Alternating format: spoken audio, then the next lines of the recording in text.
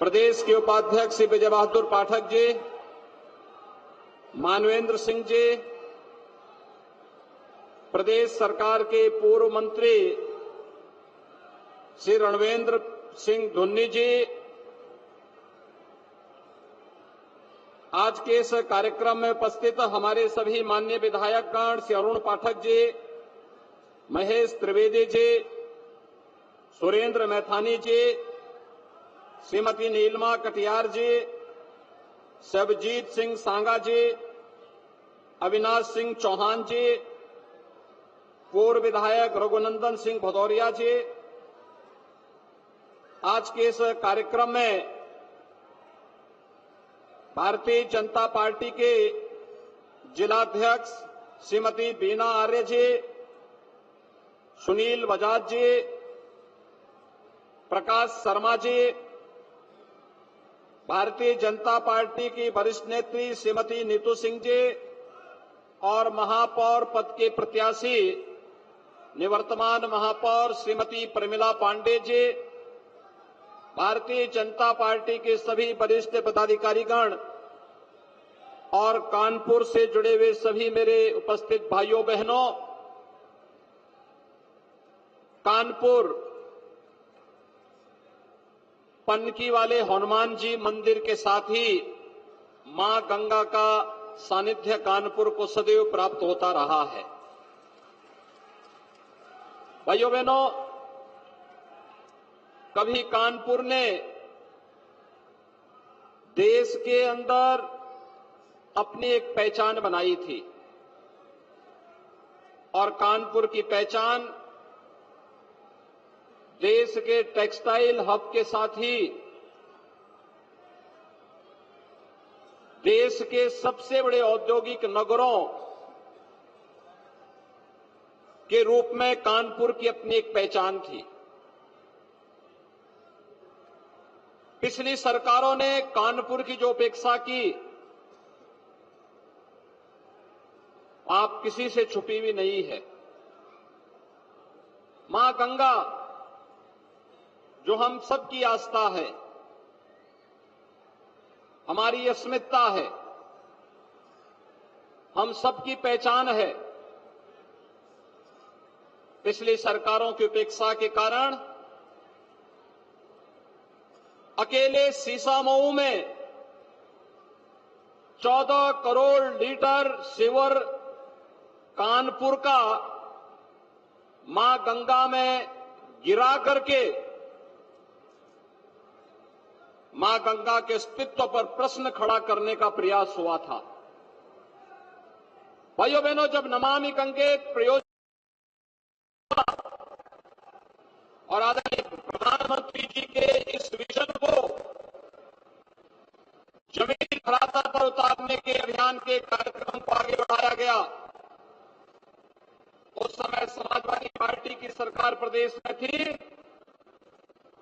और पहले 2 वर्ष तक समाजवादी पार्टी ने कुछ भी कार्य अभियान का आगे बढ़ाने में कोई रुचि नहीं ली। और जब मार्च 2017 में की भारतीय कार्यक्रम को आगे बढ़ाया गया,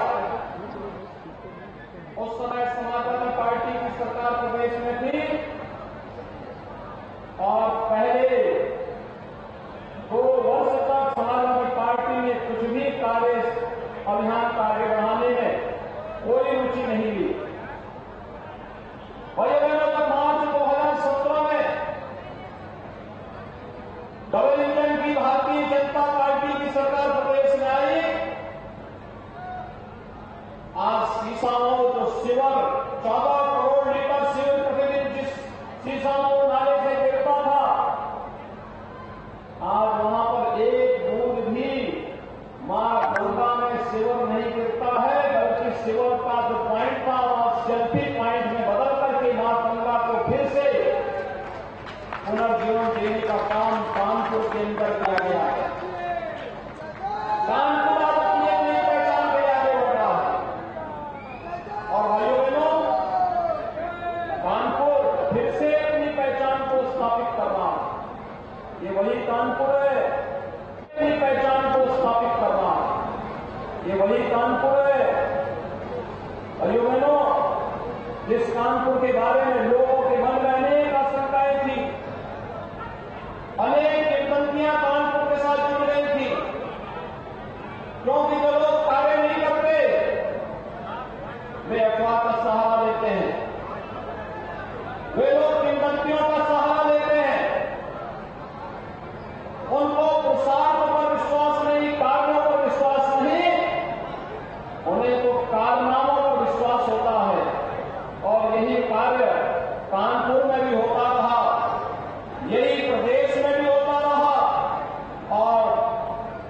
सपा, बसपा और कांग्रेस की मिली-जुली सरकारें जब देश में थी, या कांग्रेस की सरकारें जब देश में थी, तो देश के लिए भी यही कारनामे लोग करते रहे। 14 के पहले का भारत और 14 के बाद का भारत, हम सबके सामने दो दृश्य बहुत स्पष्ट रूप से प्रस्तुत कर देता है। 14 के पहले का भारत के सामने पहचान का संकट खड़ा करने वाला, भारत में 140 करोड़ आबादी के सामने विश्वास का वातावरण पैदा करने वाला, वैश्विक मंच पर भारत के नागरिकों को अपनी पहचान का संकट खड़ा करने वाला नेतृत्व भारत के अंदर था। सीमाएं सुरक्षित नहीं थी, आतंकवाद, नक्सलवाद और उग्रवाद चरम पर था, विकास के कार्य ठप पड़ गए थे, भ्रष्टाचार चरम छूटा हुआ दिखाई दे रहा था। लेकिन भाइयों बहनों, 2014 के बाद का भारत, आपने अभी आजादी के अमृत महोत्सव के मुख्य महोत्सव में विगत वर्ष आपको शामिल होने का अवसर प्राप्त हुआ होगा। और पहली बार है 1947 में जब देश आजाद हुआ था, तब हम में से एक भी व्यक्ति उस आजादी के जश्न को नहीं देख पाया होगा। लेकिन भाइयों बहनों, जब ये देश अपनी आजादी के 75 वर्ष पूरा कर रहा था, उस समय आजादी के अमृत महोत्सव के साथ हम सबकी भागीदारी कैसे होनी चाहिए, हर घर तिरंगा के माध्यम से प्रधानमंत्री मोदी जी ने पूरे भारत को जोड़ने का काम किया था। ये नया भारत है। तो महोत्सव को आम नागरिकों के साथ जोड़ करके आयोजित करता है, उसको दबाने का प्रयास नहीं करता है। राष्ट्रीय गौरव को दुनिया के सामने, देश के सामने, आम नागरिकों के सामने और लोकतंत्र की वास्तविक भावना को सामने रख करके उन्हें आयोजित करने का प्रयास करता है। भाइयों, इससे बड़ी गौरव की बात भारत के नागरिकों के लिए क्या हो सकती है? तो ब्रिटेन 200 वर्षों तक भारत में शासन करता है। आजादी के अमृत महोत्सव वर्ष में इस ब्रिटेन को पछाड़ करके भारत दुनिया की 5वीं बड़ी अर्थव्यवस्था बना है। आखिर इस 5वीं बड़ी अर्थव्यवस्था में उत्तर प्रदेश का भी योगदान होगा और कानपुर का भी योगदान होगा। और आज G20 की अध्यक्षता भारत कर रहा है। ये जो G20 के समूह है, ये दुनिया के 20 बड़े देश हैं, जहां पर दुनिया की 65% आबादी निवास करती है, जिनका दुनिया के 80% संसाधनों पर अधिकार है, जिन देशों के पास दुनिया की 85% जीडीपी है और जिन देशों के पास 90% पेटेंट पर जिन देशों का अधिकार है, उन देशों का समूह है G20। G20 के उन देशों के अध्यक्षता आजादी के अमृतकाल के प्रथम वर्ष में प्रधानमंत्री मोदी जी के नेतृत्व में भारत को करने का अवसर प्राप्त हो रहा है। तो वैश्विक मंच पर भारत की बढ़ती हुई ताकत है, एक वैश्विक लीडर के रूप में भारत अपना स्थान बना रहा है।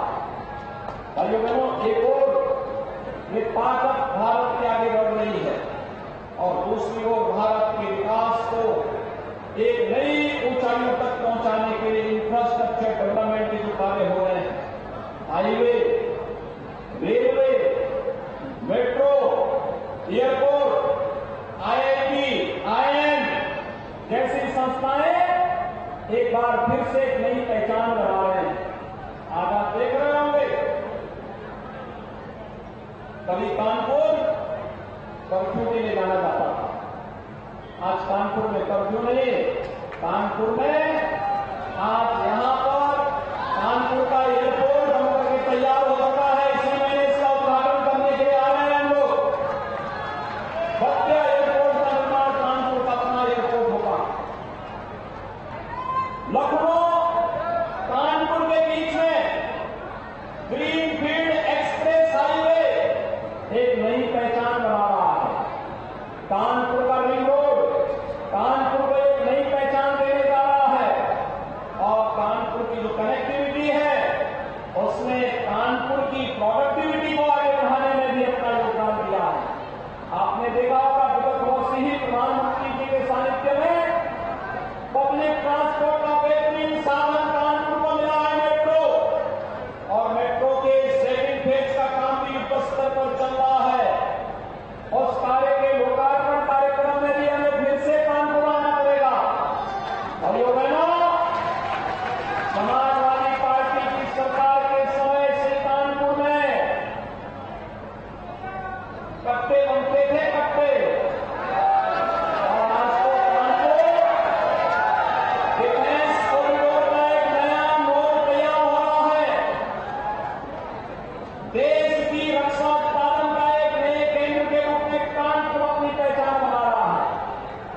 ये है नया कानपुर। और इससे एक और देश के अंदर बन रहा इंफ्रास्ट्रक्चर और दूसरी ओर लोक कल्याण के कार्य, गरीब कल्याणकारी योजनाओं को किस रूप में भारत ने प्रत्येक नागरिक तक पहुंचाने का कार्य किया। करोड़ों लोगों को आवास की सुविधा प्राप्त हो जाना। प्रधानमंत्री आवास योजना में 4 करोड़ लोगों को पूरे देश के अंदर एक आवास उपलब्ध हुआ है। 8 करोड़ गरीबों को स्वस्थ ईंधन के रूप में एलपीजी के कनेक्शन दिए गए हैं। 12 करोड़ गरीबों के घर में एक टॉयलेट बन गए हैं। 15 करोड़ युवाओं को स्किल डेवलपमेंट के साथ जोड़ने का कार्य हुआ है। भाइयों बहनों, 35 करोड़ से अधिक गरीबों के जनधन अकाउंट खोले गए हैं और 50 करोड़ गरीबों को आयुष्मान भारत में 5 लाख रुपए की स्वास्थ्य बीमा का कवर भी वर्तमान में भारत दे रहा है। और कोरोना कालखंड में कहना ही क्या, 80 करोड़ गरीबों के लिए पूरे देश के अंदर पिछले 3 वर्षों से फ्री में राशन की सुविधा का लाभ यह भी प्रधानमंत्री मोदी जी के नेतृत्व में प्राप्त हो रहा है। और 220 करोड़ वैक्सीन की डोजें फ्री में भारत के नागरिकों को प्राप्त होती हैं। यह भी नया भारत की नई कहानी है। भाइयों बहनों, गरीब कल्याणकारी योजनाओं के साथ ही विरासत का सम्मान भी है। कौन सा ऐसा स्थल है जो देश की आजादी की लड़ाई में योगदान किया हो और वहां पर भव्य स्मारक अपने देश के क्रांतिकारियों का, स्वतंत्रता संग्राम सेनानियों का लगा हो। और कौन से ऐसे धर्मस्थल हैं जहां पर उसके पुरातन गौरव को वापस लाने का कार्य न हुआ हो। काशी का काशी विश्वनाथ धाम आप देखिए, या अयोध्या में प्रभु श्री राम के भव्य मंदिर के निर्माण का कार्य या आपसे किसी से छुपा हुआ नहीं है। आप जाइए, एक नई पहचान के साथ आगे बढ़ रहा है। और अभी तो हम मां विंध्यवासिनी धाम में कॉरिडोर का निर्माण भी कर रहे हैं और पंक्ति वाले हनुमान जी मंदिर की भी यहां पर कॉरिडोर निर्माण के कार्यक्रम को आगे बढ़ाने का कार्य होगा।